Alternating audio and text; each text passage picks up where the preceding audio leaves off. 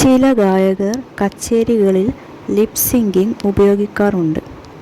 ഈയൊരു പ്രവൃത്തിയെ വിമർശിക്കുകയാണ് ശ്രേയ ഘോഷാൽ. ശ്രേയ ഘോഷാൽ ഇങ്ങനെ ചെയ്യാറില്ലെന്നാണ് മനസ്സിലാവുന്നത്.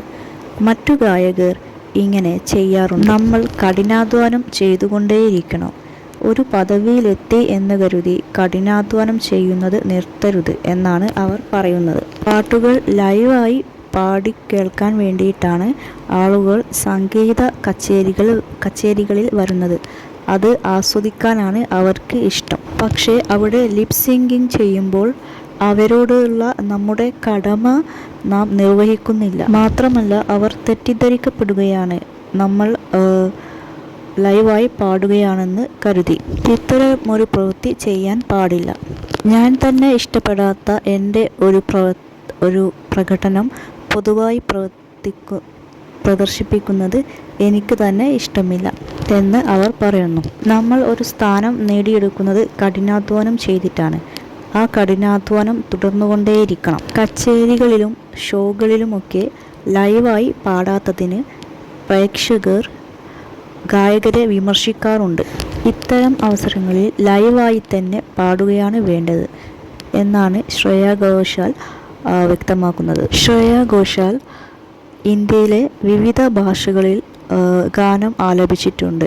ഹിന്ദി, തെലുങ്ക്, കന്നഡ, മലയാളം, ബംഗാളി അങ്ങനെ തുടങ്ങി വിവിധ ഭാഷകളിൽ അവർ ആലപിച്ചു. 16-ാം വയസ്സിലാണ് അവർ പ്ലേബാക്ക് ഗാന രംഗത്തേക്ക് വരുന്നത്.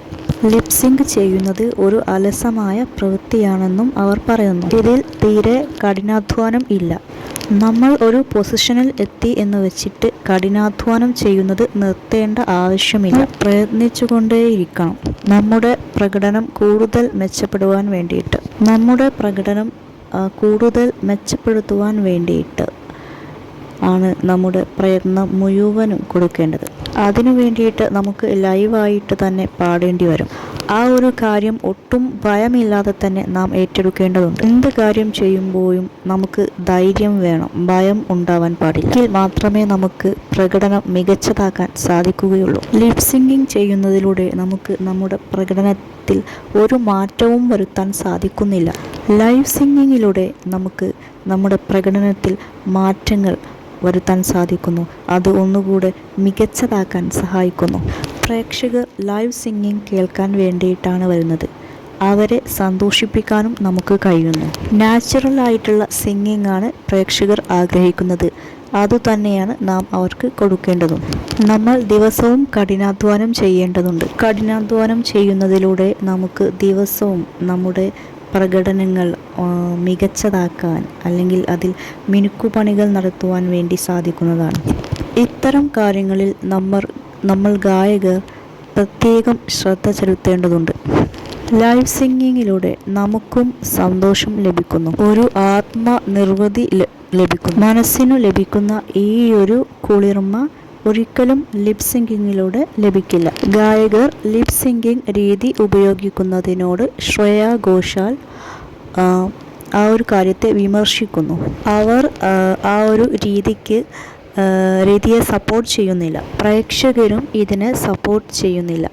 അവർക്കും ലൈവ് സിംഗിങ് ആണ് വേണ്ടത്. വനിതാ പ്ലേ ബാക്ക് സിംഗറിനുള്ള ദേശീയ അവാർഡ് ശ്രേയ ഘോഷാലിന് ലഭിച്ചിട്ടുണ്ട്. കഠിനാധ്വാനം ചെയ്യാതെ ഇരിക്കുന്നത് ഒരു നല്ല രീതിയല്ല എന്നാണ് അവർ പറയുന്നത്. അവരുടെ കാഴ്ചപ്പാടിൽ ഗായകർ എല്ലാ ദിവസവും കഠിനാധ്വാനം ചെയ്തുകൊണ്ടേയിരിക്കണം, കൂടുതൽ മെച്ചപ്പെട്ട പ്രകടനത്തിന് വേണ്ടിയിട്ട്.